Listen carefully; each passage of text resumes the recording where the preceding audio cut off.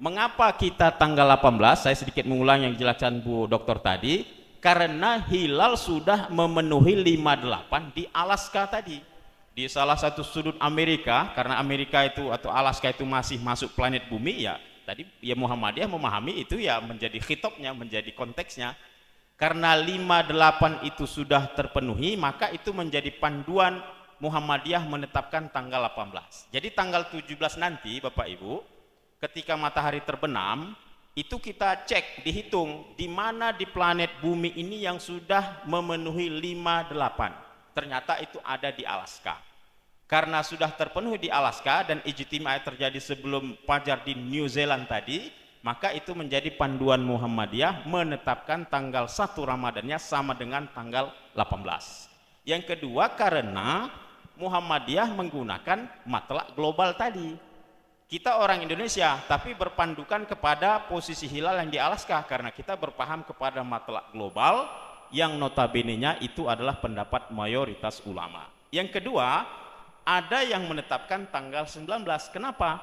Ya karena di Indonesia tanggal 17 nanti Bapak Ibu, ketika matahari terbenam setelah terjadinya ijtima, hilal di seluruh Indonesia itu berada di bawah ufuk, di bawah horizon.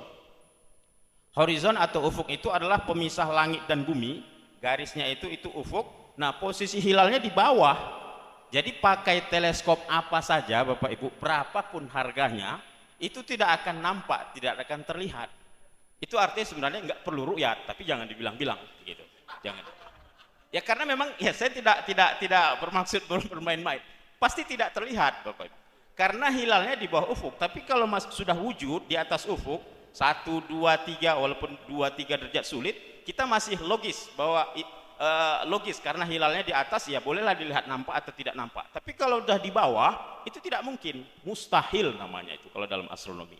Itu faktanya nanti di tanggal 17, sehingga bagi yang berfaham bahwa penentuan awal bulannya secara lokal Indonesia, maka dipastikan pada saat itu hilal tidak terlihat, maka bilangan Sya'bannya digenapkan menjadi 30 hari. Berarti tanggal 1-nya menjadi tunda, keesokan harinya menjadi tanggal 19 karena menggunakan prinsip matlak lokal.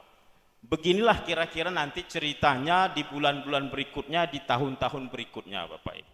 Tinggal kita lihat 58 itu terpenuhi di mana. Untuk Ramadan nanti terpenuhi di Alaska, di Syawal nanti saya lupa, itu di negara yang lain boleh jadi berpindah. Di bulan yang lain berpindah lagi, tidak mesti di Alaska, kira-kira begitu. Tergantung ketika dihitung di mana 58 itu terpenuhi, maka itulah menjadi panduan tanggal 1 Ramadannya itu masuk, lagi-lagi berdasarkan hadis Nabi ya, dan juga berdasarkan pendapat para ulama tadi. Nah, ini bisa kita lihat petanya untuk tanggal 18 Februari, petanya itu ketinggiannya itu sudah memenuhi di kawasan Alaska, sedangkan di Indonesia misalnya itu belum sampai ke Indonesia hilalnya gitu, belum menyentuh Indonesia, belum positif, belum wujud. Nah, kira-kira begitu.